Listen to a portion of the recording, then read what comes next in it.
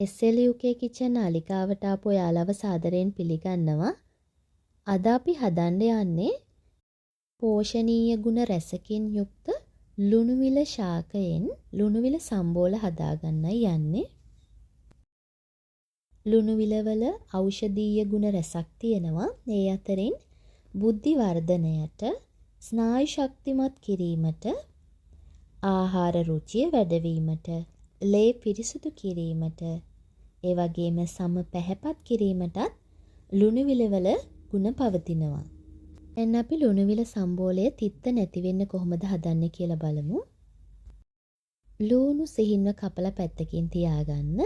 ඊට පස්සේ අපි කරන්නේ ලුණුවිල කොළ ටික මිටකට අරගෙන තැලෙන්නේ නැති වෙන්න සිහින්ව මේ විදිහට කපා ගන්න ඕනේ. ටික තැලුනොත් තමයි තිත්ත රස වැඩි වෙන්නේ. ගාගත්ත පොල් ටිකට අපි ලුණු සල්පයක් එකතු කරනවා. ඒ වගේම දෙහි ස්වල්පයකුත් එකතු කරනවා. ඊළඟට පොල් සහ ලුණු පමණක් හොඳට පොඩි කරලා අනා ගන්න ඕනේ. ඒ වෙලාවේදී ලුණුවිල කොළයි පොළුයි එකට අනන්න එපා. මොකද එතකොට තමයි කොළ ටික පොඩි වෙලා තිත්ත රසක් ඇති වෙන්නේ.